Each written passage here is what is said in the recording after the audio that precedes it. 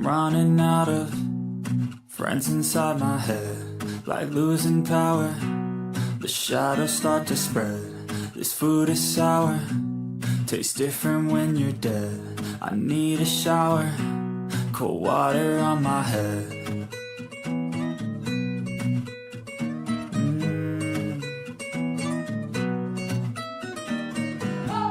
I'm running out of friends inside my mind. I'm drinking out of Coronas with a lime. My thoughts get louder, and I forgot the time. I listen out of my headphones to Sublime.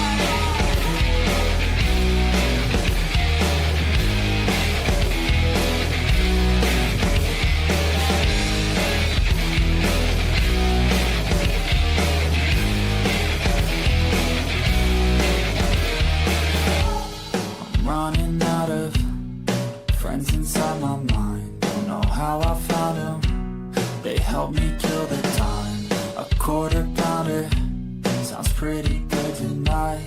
Another hour, yeah, that just passes by.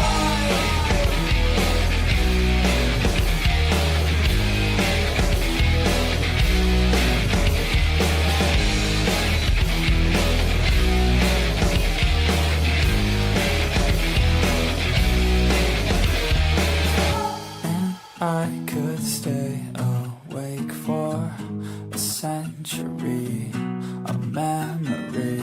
I don't think that I could take more than a breath from me. Nothing's left for me.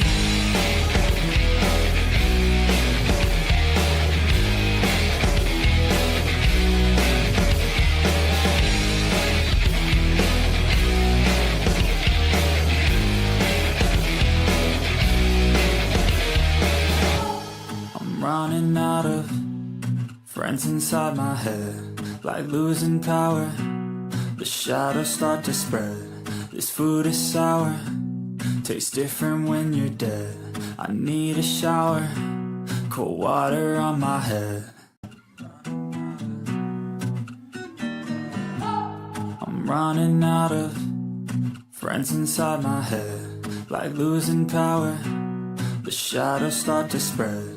This food is sour, tastes different when you're dead. I need a shower, cold water on my head.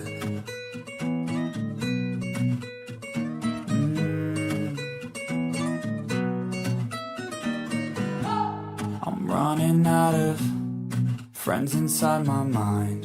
I'm drinking out of Coronas with a lime.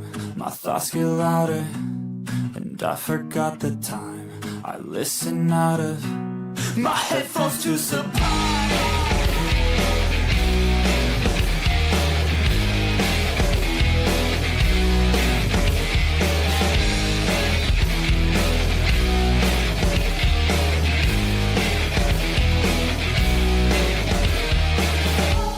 I'm running out of friends inside my mind. Don't know how I found them, they helped me kill the time.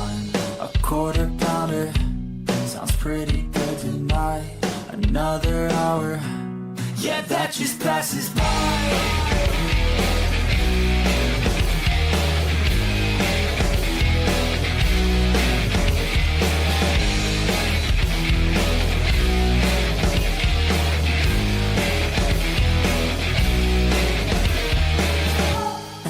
I could stay awake for a century, a memory. I don't think that I could take more than a breath from me. Nothing's left for me.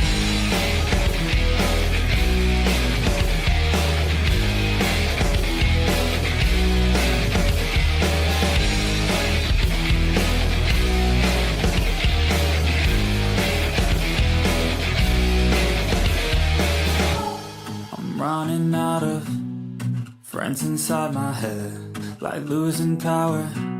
The shadows start to spread. This food is sour, tastes different when you're dead. I need a shower, cold water on my head.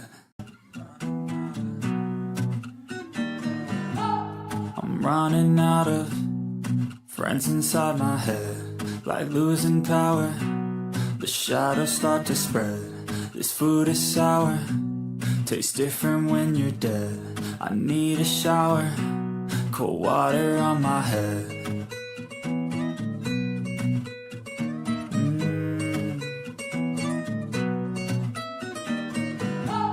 I'm running out of friends inside my mind. I'm drinking out of Coronas with a lime. My thoughts get louder, and I forgot the time. I listen out of my headphones to survive.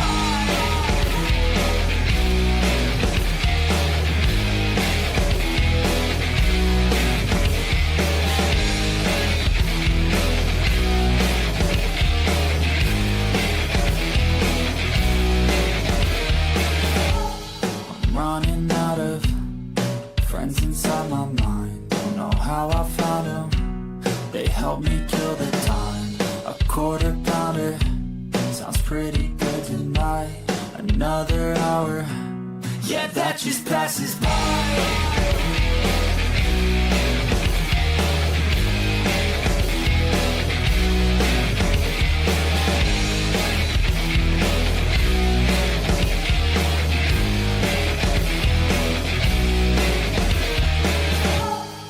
I could stay awake for a century, a memory. I don't think that I could take more than a breath from me. Nothing's left for me.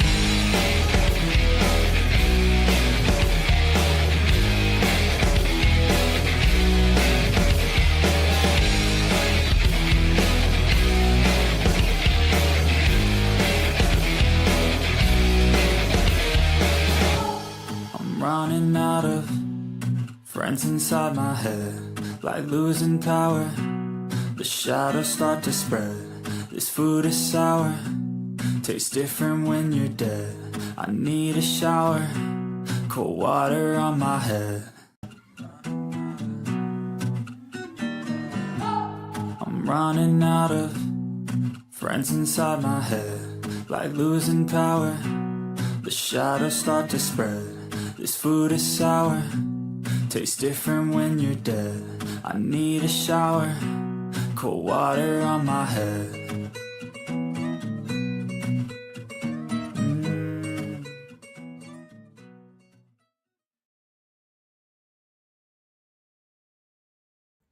Good evening, race fans. Welcome to Racers Elite Network. Tonight, we're in the Sunshine State for a Southern Florida showdown. It is hot. It is sticky. We're going to bring you all the high-flying, high-octane racing action right here on Racers Elite Network. I'm Matt Metler up in the Tony Trapassa Memorial booth. Beside me, the OG baller shot caller. Ron, what is going on, my man? So good to be back. How are you this evening, number one? And what can we expect from these drivers out there on this hot and rather slick racetrack tonight?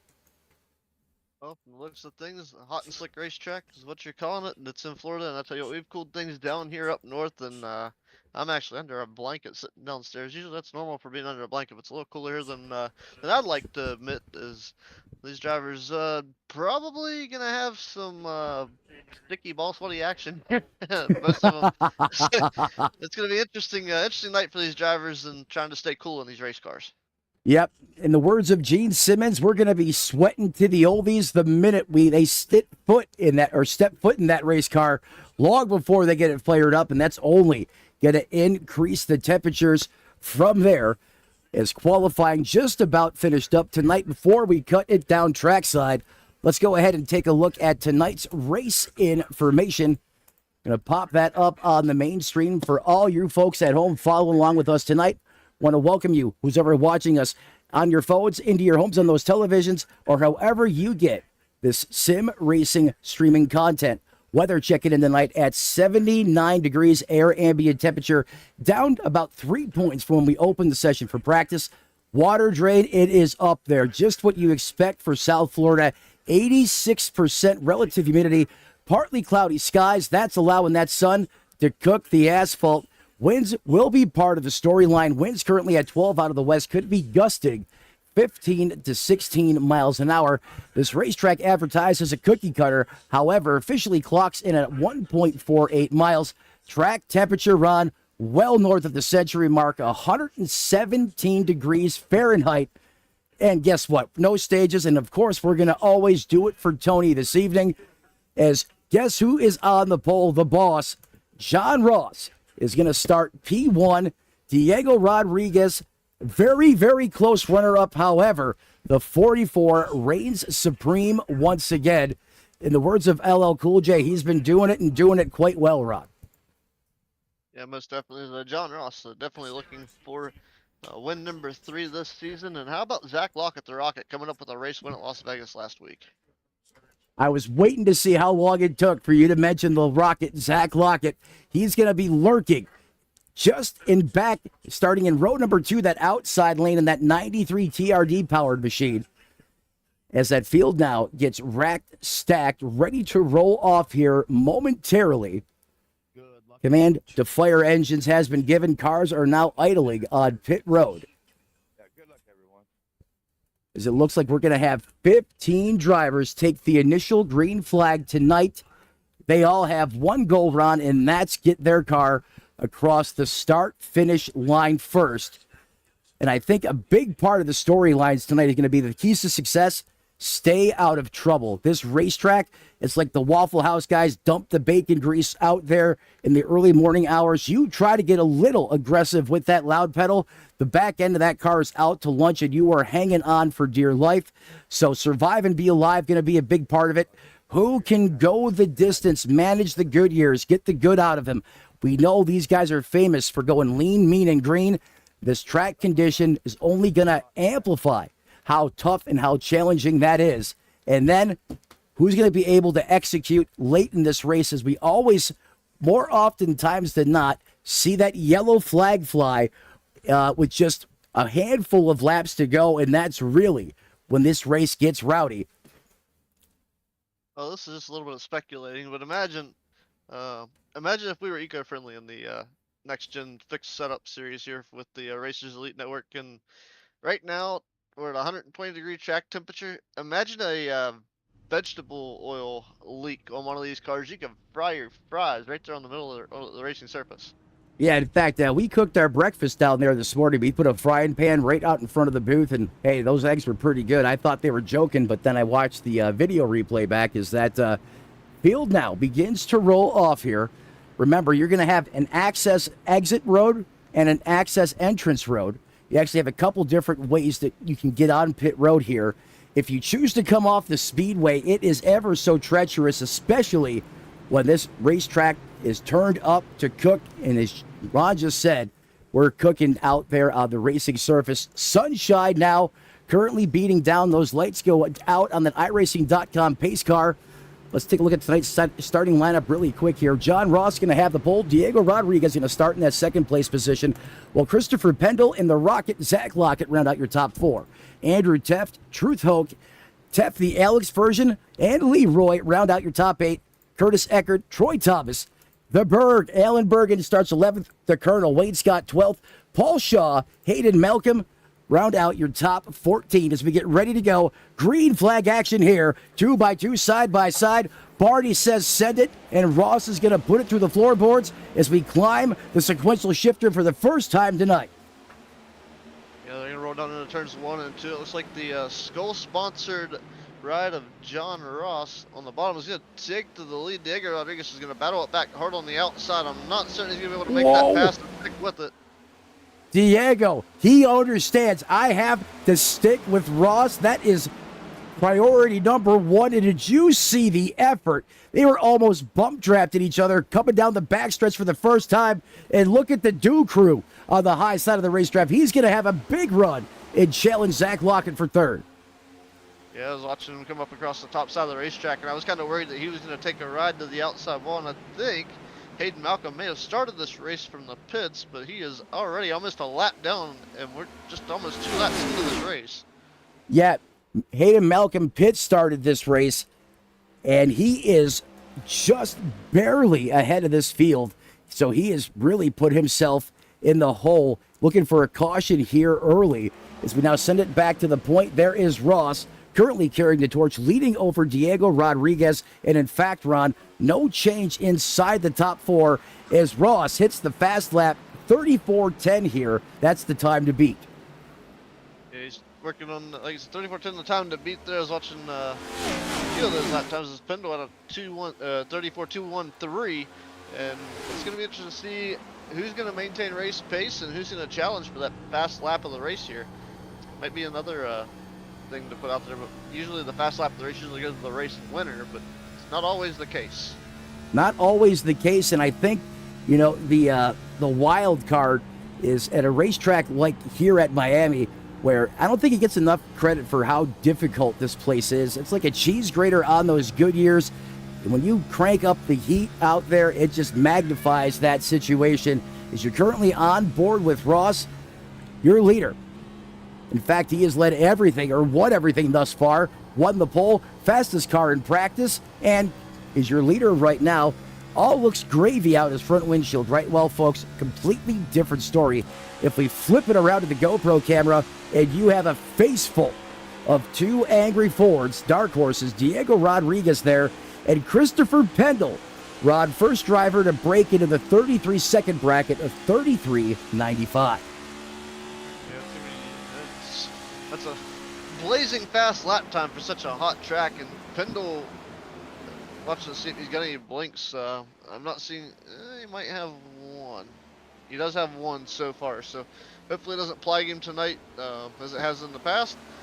Last week was kind of okay for a while, and then all of a sudden it just all hit him at once, so we'll have to keep an eye out on that 94 again. I highlight that in every race, but it's still such an important factor of, you know, if it come down to a side-by-side drag race to the line, I don't think Pendle would end up the winner with that net code.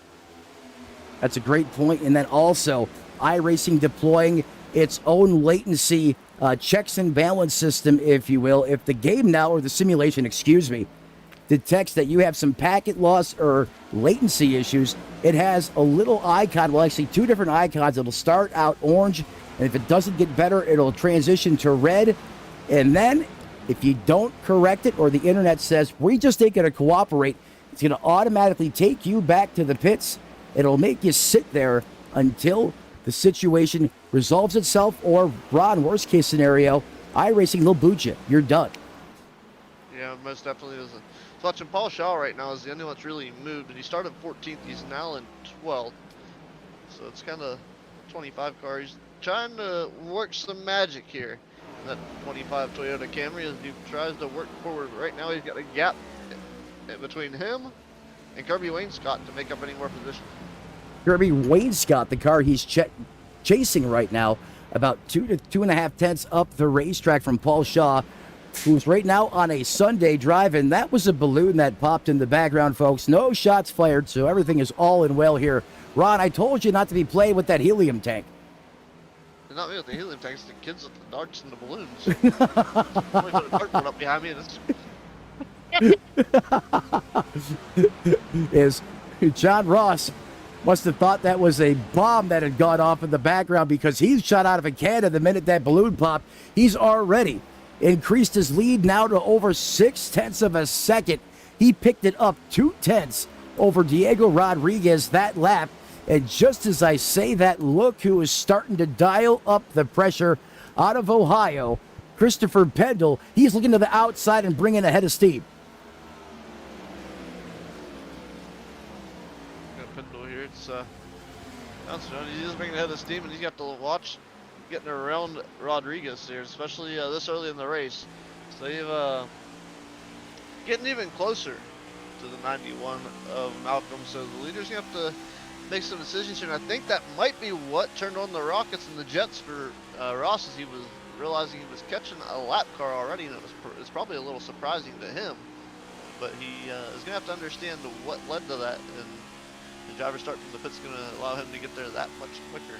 As we jump on board now, looking out the front bumper of Ross's race car, you can see the 91 getting bigger and bigger in the camera lens, which means, just as Rod was saying, Ross is running him down And I agree with you, Rod. Anytime you're out there leading on the racetrack, you have an opportunity to kick someone off the lead lap.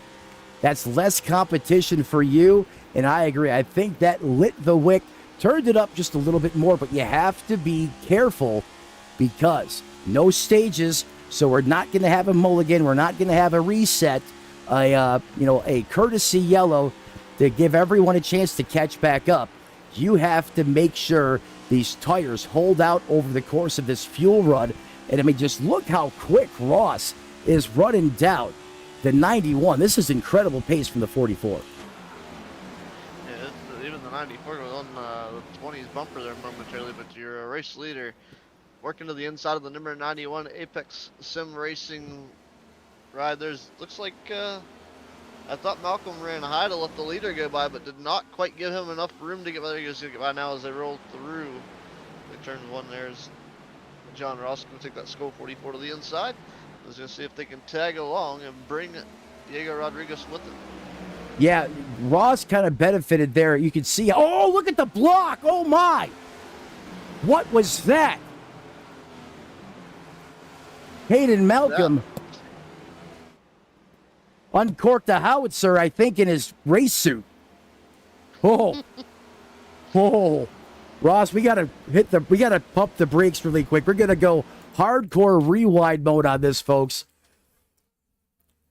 Oh no, the internet disconnected. Please come back. I have you here. Bear with us, folks, just momentarily here. Trying to restore connectivity. I apologize if the frames are a little erratic right now. That should stabilize and get better as we look at what happened just moments ago with the lap car of Hayden Malcolm. You see we're freeze framed right here. You have the 91 there towards the top shelf of the racetrack. Now keep your eye on the 20 in that 94 as we roll playback here. They're going to get a huge monster run. Oh! I have no idea how they did not hit the 91 like a steamroller. Absolutely incredible. Hayden says, nope, I don't want any more of that. He pulls that car almost down to the flatlands. Big time scare here early, not only for the 91, but drivers up at the front, potentially the ones that are going to be contending for the win. That would have had some catastrophic consequences if that got uglier. Most definitely. There's a lot of issues that went along with that. I'm not certain that the rest of the field was able to sneak by the 91 as easy as John Ross did. But that's a wild, wild thought there, the way things rolled for Malcolm. When he made that decision to dive to the inside, it's almost like he reached for a beer or something. Yeah, that or a wet nap.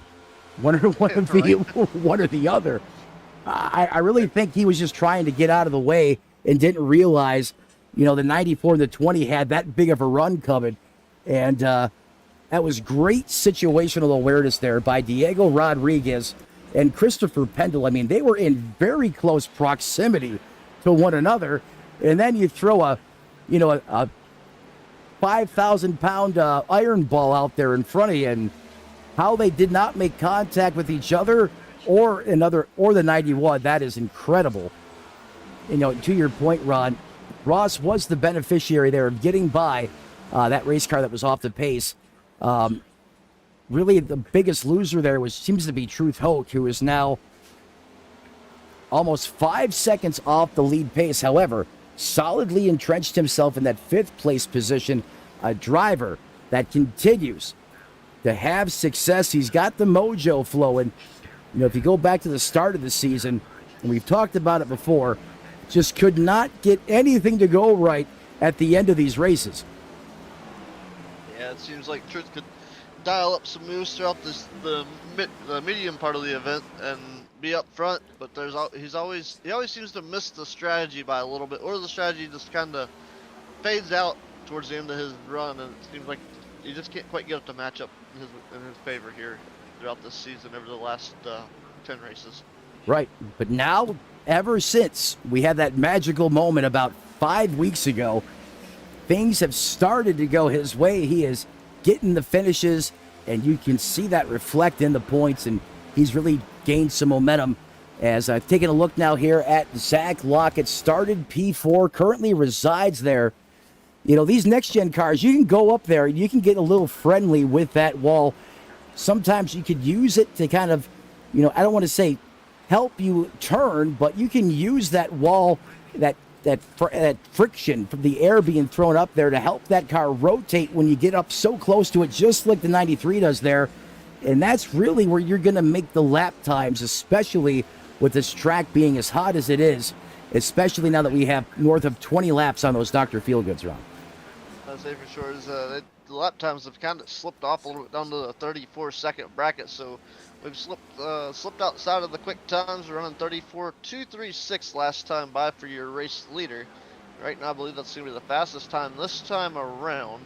I'm seeing 4s, 5s, 6s, and there's a 35 just popped up for the first time this go around, 34.7. So Troy Thomas kind of in trouble here. As a couple other drivers about a quarter of a second faster than he is right behind him. So that'd be Curtis Ecker and Kirby Wainscott.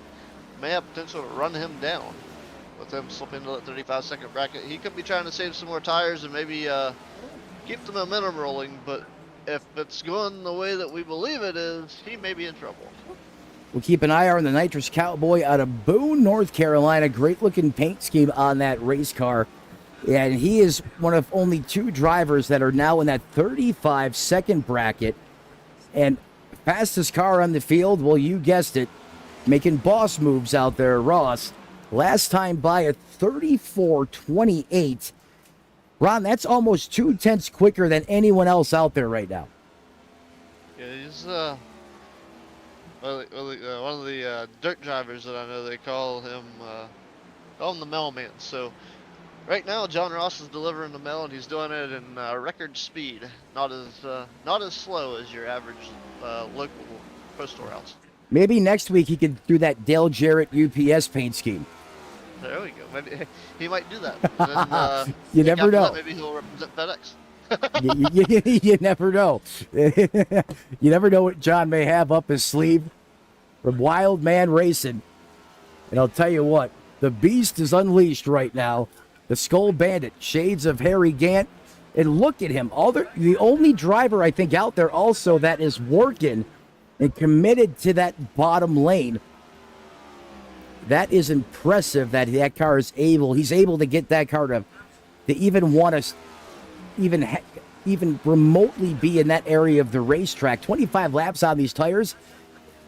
Yeah, I was out there for about 25 minutes. The first, 12, 13 laps, it was manageable, but then I had to basically shave off so much momentum to get the car to rotate down there. It was putting me in 4th gear territory, and because there's no grip out there, you just couldn't get back into the throttle, and that was forcing me up the racetrack. And I think that's a similar situation for everyone else. Diego Rodriguez in a heated battle right now with Christopher Bell, so we're going to lock the cameras here.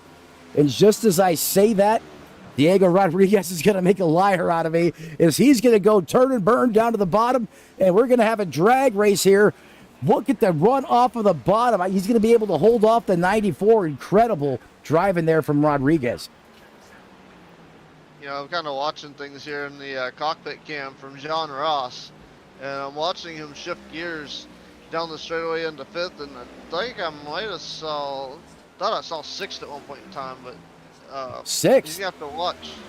Yeah. I don't know exactly what is, I'm kind of far away from the dash, so it could be a 5 all the way down the straightaway.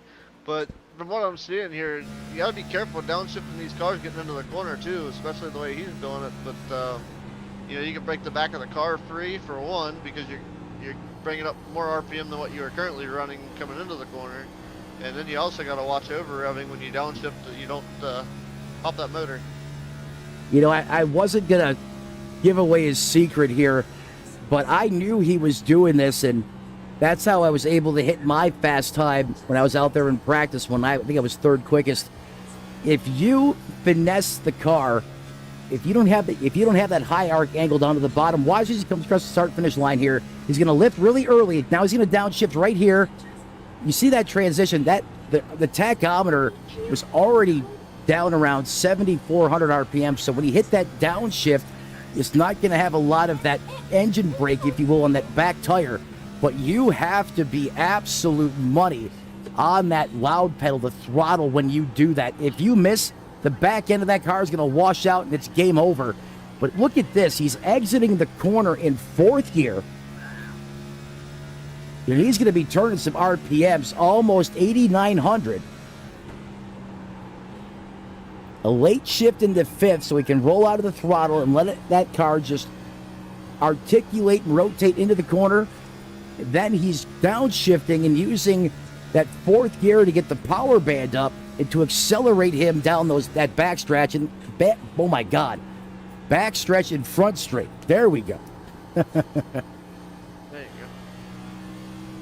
Yeah, he's definitely finessing the corners here quite a good bit and making sure he keeps this car out front. It's one of the keys to getting through the race here today. Is going to be interesting to see it. Wasn't going to say much about it, but it seemed like he wasn't the only one that was doing it. So I was like, yeah, it comes down to localities of your lifting and braking points, and then your throttle points when you get back in the gas. So even if you highlight it, it's going to take a little bit for people to figure out. I think about 75 more laps to do so. Oh, absolutely. Absolutely. You're right. A couple other people started playing with that later. I guess I have fear of it because I have been scolded so many times. I can't tell you how many drivers lit me up for doing that. And I guess I guess I got, habits I have to break now, but thank you for pointing that out, Rod. But he continues to do this. I'm not going to say I'm flabbergasted, but I have to think this is going to hurt your MPGs. I mean, with the lap times that he's running right now, I mean, last time by, he's flirting with a second of fall off. With those RPMs screaming the way they are, I mean, he is just, 50, 60 RPMs from showing, that tachometer to go red. I'm curious to see what this does to the long run, but look what the difference. He's already got a 5.24 second advantage over second. And if you go back to the top 10, 20 seconds and 33 laps, and one lap around here is 35 seconds. So I think Ross, even with the reduced MPGs, is going to be okay given the pace that he currently has over the competition right now. Yeah, right now he's working his way under the 00 Alan Bergen, who's currently scored in the 13th position. So he's working his way pretty smooth here, and it's going to be interesting to see how that does affect his fuel mileage. And knowing Ross, he's probably played with this, and it can't be too drastic. And I imagine he's got that big lead right now so that he can maybe, when he gets down to like 5 laps to go, he could maybe save another lap or so in that setting by leaving it in the higher gear. Hey, well said, Ron, and I agree with you 100%. If John's doing it out there on the racetrack, it is a calculated decision. And I can promise you there's some R&D and some seat time behind it as we keep our cameras focused on the 00 of Alan Bergen out of the House Springs, Missouri. Tell you what, Missouri got lit up last week by a multi-day severe weather event, and I know Alan kind of was right in the thick of it, and glad he made out all right, and he's out there racing, but a lot of thoughts going out to everyone that was impacted by that multi-day severe weather event. Over, I think, 118 tornadoes reported in 2 days. Couple EF4s in there as well. Some places, unfortunately, were completely wiped off the map. But Alan Bergen out there fighting the good fight in that 12th place position. Everyone trying to catch this man, the boss, John Ross. 36 laps on the board, written in the history books out of the 105 scheduled here this evening. Keep it tuned into Racers Elite Network. We're going to step aside, pay some bills, but we'll be right back. Don't go anywhere.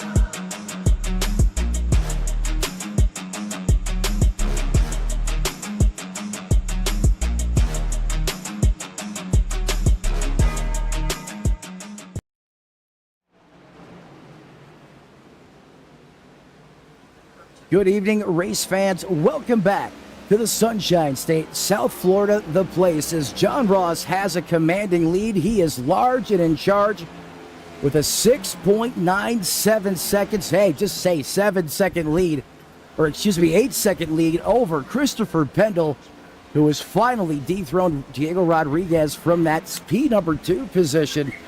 The 94 currently in that second position as Diego Rodriguez rounds out your top 3. I'm Matt Metler. Ron, what have you thought from the first opening stint of this race? What are some of the key factors that you're noticing out there on the racetrack? Well, shifting being a big deal here.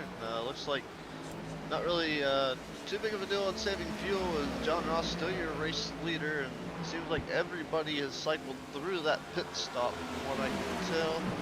So it's like, and somehow, and some reason, we've lost Alan Bergen. Yeah, well, we are away at commercial break. The 00, Alan Bergen, has decided to put it on the hauler. That looks like he's going to slot or lock in a 14th place finish. So one retiree, actually make that 2. No, excuse me, Hayden Malcolm is still out there on the racetrack in that 13th place position. There he is, two laps off the lead pace. Continuing to go through the field here, mentioned Christopher Pendle and Diego Rodriguez. That is second and third. The Rocket rocking in the 93 TRD powered machine in fourth. And look at all these drivers that are even with the board. You don't see that this often. Approaching the 50 lap mark, Rod. You got Andrew Teft in fifth. The pride of North Carolina, Truth Hogue, the Wrangler man, in sixth. Teft, the Alex version, in seventh. Leroy in eighth. Nitrous Cowboy, Troy Thomas in ninth. And Curtis Eckert in 10th. I cannot make this up, folks. They literally started where they run right now. No plus or minuses on timing and scoring. The Colonel in 11th. And then finally, when you get to Paul Shaw, you got a +2. A little wild. Truth Hope and Alex Teft just ran their fastest laps of the race. Sorry to cut you off there, Ron. Very good. I was talking about my water line issue earlier, and I am with the way that they were supposed to do things, and I'm making sure of the legalities behind what I'm about to do. But I'm about to send these boogers a bill for what I'm having to buy to cover up what they didn't finish on their end. Any way to cut a corner, shave off $1 or $2, because they, a lot of times most people don't do that, and they probably won't be happy when you do submit that bill, but I don't blame you. I'm with you 100%. I said it was covered, so I know word of mouth don't go far when it's not in black and white, but I'm putting black and white on what they're going to owe me to finish this up. So John Ross is putting his run in black and white here as we watch him power that black, white, and green skull-powered ride number 44 out front with a commanding lead after the first round of stops. And we'll see another round closer to the end of this. I'd say probably about maybe 15 laps to go, maybe. Yes, I agree. And that's what my telemetry is showing here as well. So we're going to go ahead and throw up a graphic here. We're going to see if this works correctly, and it should. Take a look here at the pit strategery, and you can see everyone pretty much went between 37. The one that stands out here to me, Ron, is Christopher Pendle. Went 40 laps. That's inside the top 3. Ross pit on lap 37. So I think that reason being is because he's utilizing fourth gear a lot. He's not getting the MPGs per se. There's always a premium you're going to have to pay. The faster you go, it's going to cost you something. Is it going to cost you premature tire wear? However, that didn't seem to phase him. But what did is the how far that juice box took him, and he only able to go 37 laps. Pendle, the farthest out of anyone inside the top 4. Lap 40. Then when you get back to Teft and Hoke, they were able to stretch it to 42 laps. So that's something to take into consideration as we get closer to the end of this race. I was looking here, and it looks like Zach Lockett, Leroy Koblentz, and John Ross, the only 3 drivers to put on lap 15 and they were not the first set of drivers to come down pit road, as it looks like, well, that was 15 laps ago, so they put it on about the same lap. So looking here, Yes, sir. Curtis Ecker was the first one to pit road as far as drivers still in contention for this race. Yep, and unfortunately, he isn't showing up in that graph, but I bet if we do this, it will. No, it won't. Let's see if we, pull it off, and let's see if we recycle it if it does.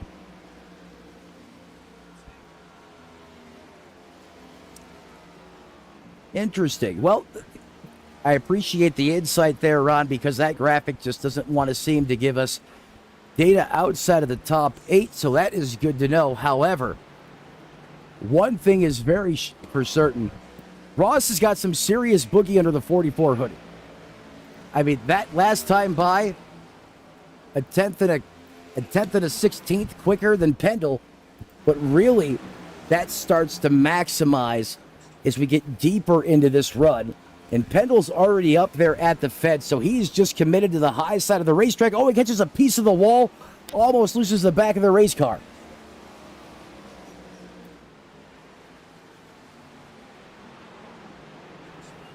Big time moment there for the driver of the 94 Ford Mustang. Closest man on the racetrack, proximity-wise to the 44. There he is. And to put this into perspective, just how much real estate between these two drivers in the top 2. Here's Ross going by the start-finish line. Camera goes all the way back to turn 3 to pick up the 94, and he's now at the line. Ross is already going down the back straightaway. Ross is doing it again. And in fact, now he's going to have his sights set on the Colonel, Wayne Scott, as he is the final car on the lead lap. Look at the closing speed, the pace by Ross.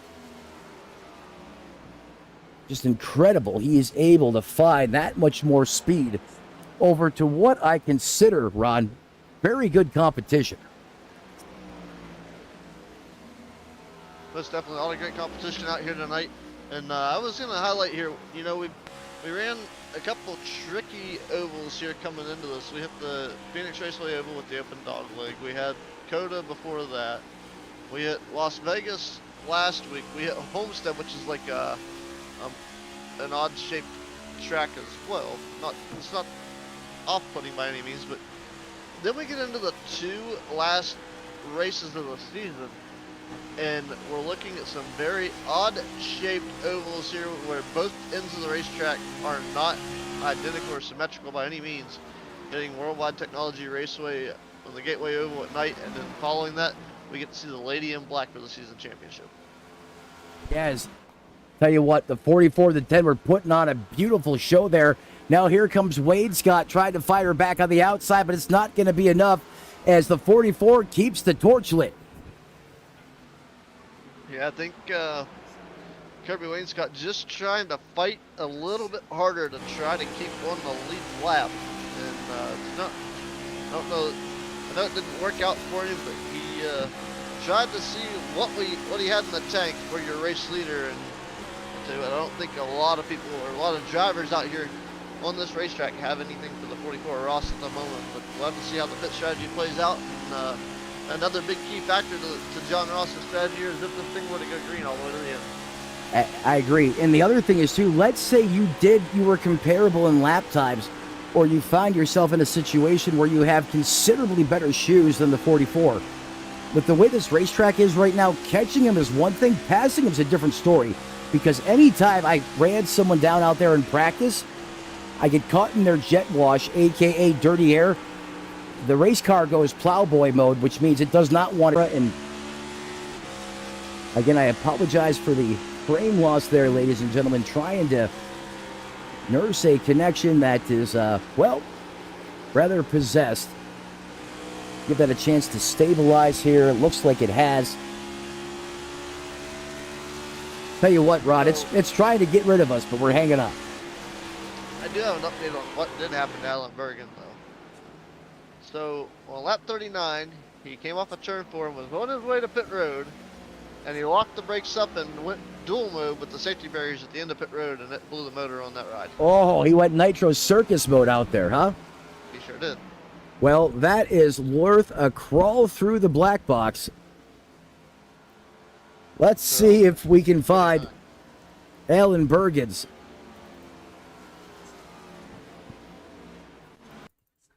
Daredevil move out here on the racetrack. I think we got it locked and queued up, ladies and gentlemen. Here we go. This from camera one at full speed. Roll playback. Oh! Alan, you're not supposed to do that.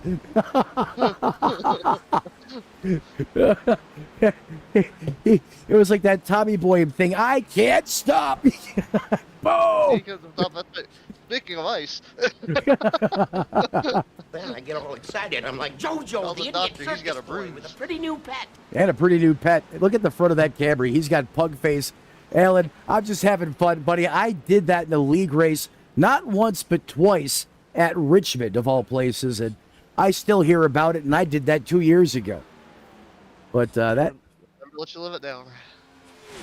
you know, we were talking about how tough pit road is to hit here if you choose to not use that access entry or entrance coming off the high banks, but it's that slick, and the race car just set on. Alan tried to do something. It was too late. That was like a snowmobile right into those water barrels. Didn't Kyle Larson obliterate that thing a couple of years ago, if I remember correctly? Well, I'm sure it's been. Someone I did. haven't thought it, yeah, 100%, but it's it ain't been pretty, and I'm sure it happens more than we really, care to. I don't say care to remember, but more than we think of. Absolutely. We have our highlights of racing action with pace cars and jet dryers, and you think all this stuff happened on asphalt, and these guys got spotters, and guys got, there's all kinds of eyes on these cars, and this stuff still happens. And we had jet dryers, and we had, what was the pace car broke down? Yeah, the pace car KO'd itself. That's right. Yes. That's always great, for a manufacturer. When you have your new hot vehicle out there and cameras are on it, and you have 100,000 plus people looking at it, and it breaks down out there on the racetrack. Speaking of So jet many of dryers, those. go ahead. So, well, they won't sell any of those. Right? And speaking of jet dryers, I remember just the utter confusion and the sound of their voice up in the booth between McReynolds and Darrell Waltrip when they realized Montoya had hit the jet dryer. Diego Rodriguez just got loose as Christopher Pindle went by him on the outside. And that would have been out of position. I'm not sure if the 20 was trying to slow down or if he just I don't know if something happened there. I don't know exactly why. But he's not pitting, he's staying out, so. No, I think that was Diego Rodriguez just being smart and understanding that, hey, look, this race car is hard enough to hold on to, let alone adding additional dirty air. And I think he was just playing it safe right there, just kind of let out of the throttle, let the 94 go. Yeah, back to the pace car situation. My buddy is Ricky Thornton Jr. He won the Lucas Oil Late Model Tour championship this past season. He did have a fiasco with the pace car, and you don't usually hear that on dirt with the super late models, but the spoiler support on the right rear, he kind of kicked it as he went by the pace truck, and it shattered the left rear tail light on the truck. Oh no!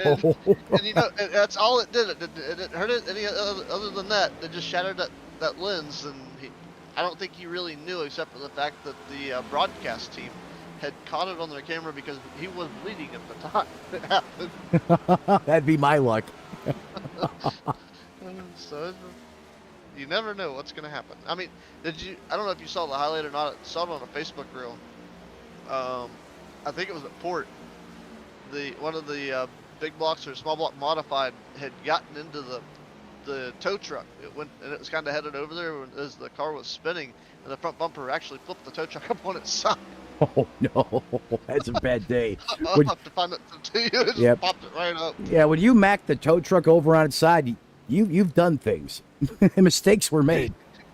Sure Speaking have. of speaking of mistakes were made, we haven't done an all-out crank it up session yet over the course of these 72 laps. So you know what, Ron? Let's go ahead, grab the dial. Let's send it up to kill.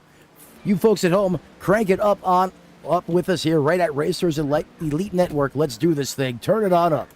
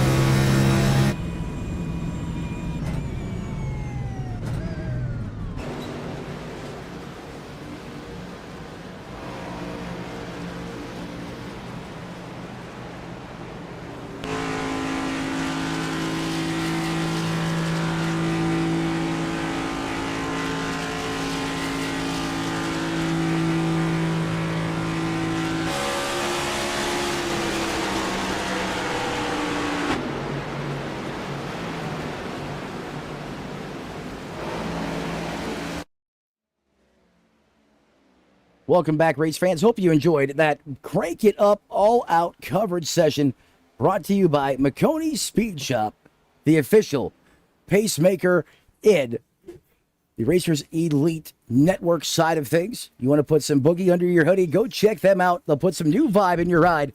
Pit stops are underway. We already seen the Rocket Locket and John Ross still out there on the racetrack. Has not come down pit road yet. Excuse me. He was down pit road. Currently, Zach Lockett now on pit road. I had those two confused. Pardon me. Out of Vestal, New York, my home state as well. Nitrous Cowboy Troy Thomas. Stop is complete as he now has it back out onto the racetrack. Gingerly going to bring that 3-car up to speed on those ever so cold, low-profile Goodyears. Rocket, or I said Rocklet. Zach Lockett. Well, I mean, that's the new abbreviation. So. Yeah. I got lucky, but yeah, that was a oopsie. As look who now is going to inherit the lead. Truth Hope going to try to see how far he can stretch the rubber band here. Last time by, he has backed the pace down too. He last turned a 34.95. And he peels it off. He's like, I don't want to do what Alan Bergen did. And you've seen a little more patience there exercised on the entry. And that was well done there by the 55. Is he has his sights set on his pit box, which should be for the final time tonight, working lap 78 of the scheduled 105. That is the distance tonight as far as laps are concerned. New hot lap on the board, Ron. Take a look at that one. A 33.80 for the Skull Bandit. Quicker. Pendle just posted one as you were reading that, 33.654, and I think he's got the rocket under his. Zach Lockett just appeared at the racetrack. I'll tell you what, Christopher Pendle said, hey, don't forget about me, boys. Watch this. He didn't even drink a beer. He's drinking Mountain Dew. Talladega Nights, baby. Yeah. He's jacked up on Mountain Dew. I was thinking the same thing. He's got the spider monkeys under the hood tonight. He's got the boogie under that Mustang hoodie. Oh, my goodness, a 33.62. He just did it again. He might be going a little soon here with those tires. Wow. He's got to make up that ground for sure. He's going to Trying to power. Oh, we got a move coming. Wow. We got a hair lip raging down the backstretch, and that's that Mustang turning and burning, going right around the 20 of Rodriguez. Can he make it stick? No, he's going to wash up the racetrack. The 20 going to try to throw the slider in, but the 94 with the Goodyear screaming to stop the punishment, stop the bleeding. Now here comes the 20 back. Let's see how much good he just kicked out of those tires with that 2 laps of fury. Is Diego Rodriguez almost going to get there, Ron, but not yet? Make that 3 laps of fury. He just did it again. 33,581. Wow. Did he have a bad meeting with the Goodyear rep or something? I don't know. This has got to be. I don't know if he's drinking Mountain Dew or if he's drinking Kickstart. Well, hey, he might be saying, hey, Ross has got me by 8 seconds. I'm not going to let him win and post the fastest lap. I want that. I want something. I want to be remembered for something here in South Florida. That was a screamer. A 33.59. I say he did it. Like, it was close. He didn't kick the time, but he lost 0.013. Yeah, let's see what this one looks like. Yeah, I don't know how long you can run that pace for. That I mean that. Gone. Yeah, it's gone. Let's go. It's out of here. Yep. Now that's usually a one-way ticket when you do that to the top shelf of the racetrack. And now let's see what Diego Rodriguez can do now. In fact,